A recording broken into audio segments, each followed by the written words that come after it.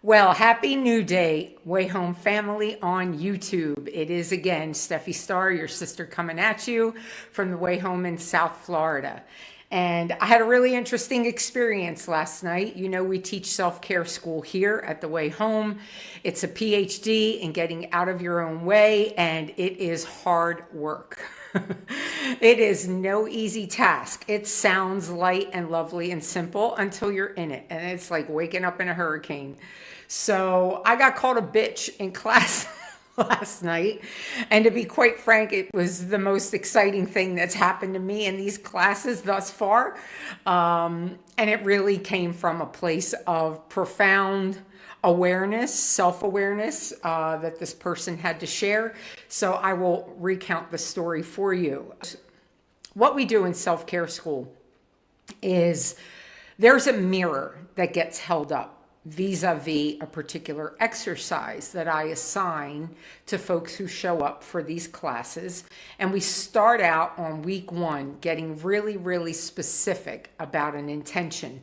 Believe it or not, it is a painstaking process. A part of the thing that gets us in our own way, to be quite frank, is that we don't know how to ask for what we want. I'm going to say that again because it sounds unbelievable, but there's no truer statement. We don't get what we want because we don't even know how to ask for what we want.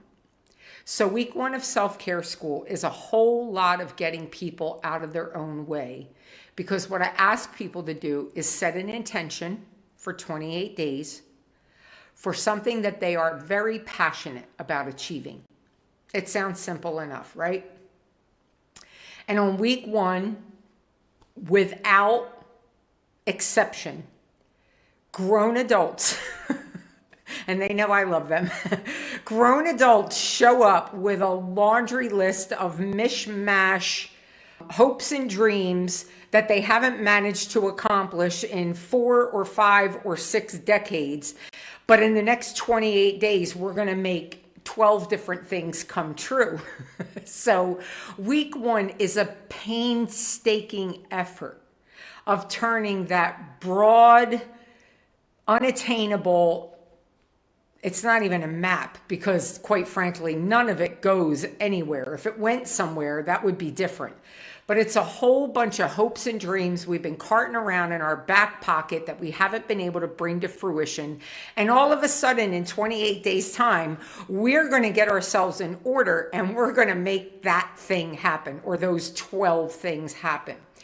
So what people tend to do, what we as humans tend to do, is we overshoot and we underperform. I'm going to say that again. As humans, our tendency when it comes to what we think we want is to overshoot our desire and underperform our response. So week one is not pleasant. Week one is a whole lot of tearing that paradigm down for people, which of course is completely discomforting.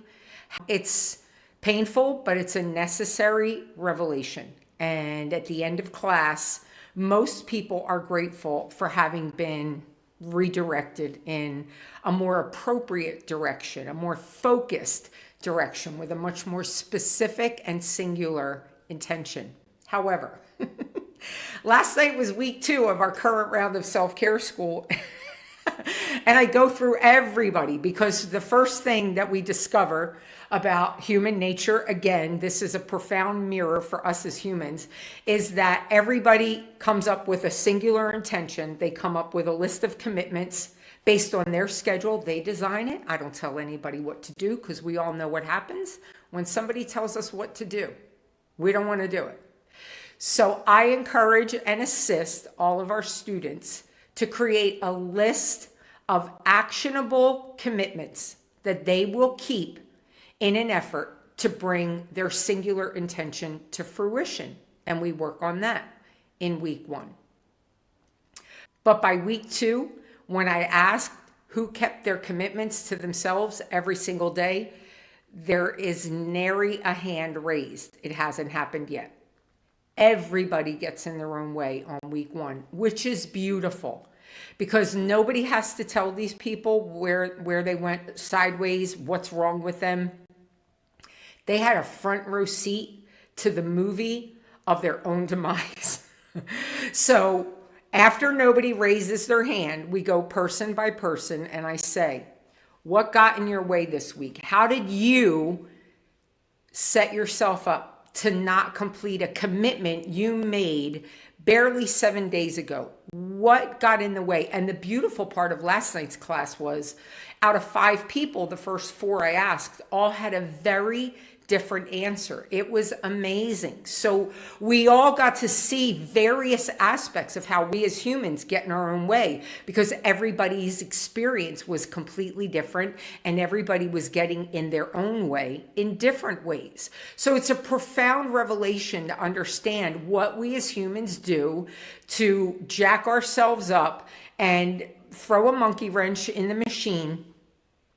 But we got to student number 5. And if you watch the videos, you know, I put these courses up online for people who don't make it to self-care class, or they don't want to really be in a group environment.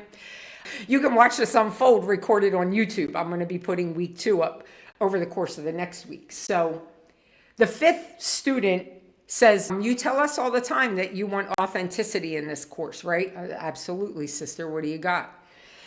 Well, you might not like what I'm going to say. I'm like, I just want to hear the truth. I love the truth, and the truth is uncomfortable, so bring it. She proceeds to rag about how bad week 1 was, how she couldn't believe she was in this class. She couldn't wait for it to be over.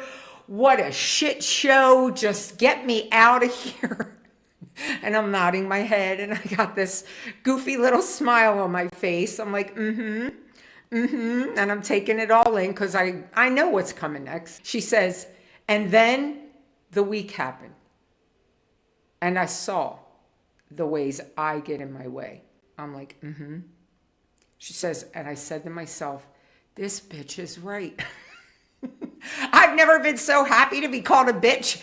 And we proceeded to laugh about it, and the whole class got a really good chuckle. And people realized that when I say I want you to bring your authentic, vulnerable self, I am not kidding, because you can't hurt my feelings. I know what I do. I understand the power of what I do. And it is not for everybody. If it's for you and you get it, great. And that is generally the vast majority of people who are drawn to what I do, but I am not under any inclination that there might not be a few people along the way who just aren't picking up what I'm putting down. So we had a good chuckle about the bitch being right.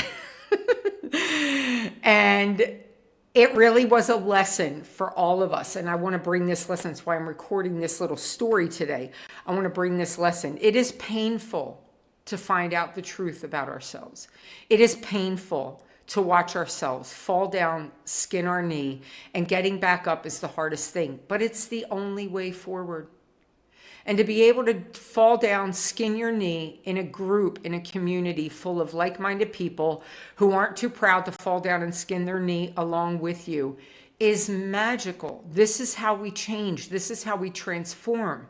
Ultimately, this is how we ascend our humanity. This is how we transmute ourselves to higher, lighter, brighter vibrational versions of self, is being willing to look at that stark mirror and realize how we're getting in our own way. And the beauty of understanding starkly how we get in our way is now we get to fix it. We cannot fix what we don't see, right? If we never discover the problem, there is no cure. And we'll run from thing to guru to ceremony to counseling and never find the thing, because the thing is obscured, the thing is hidden. And our ego is happy to keep it that way, because then ego gets to run rampant in our lives. But the inner child's dying. The higher self is very dissatisfied. I'll say it again. I say it all the time. I don't want to offend anybody. And I understand that there are instances where medical intervention is necessary, but we do not have a mental health crisis in this country. We have a lack of purpose crisis. We have a lack of discipline crisis. We have a lack of commitment crisis.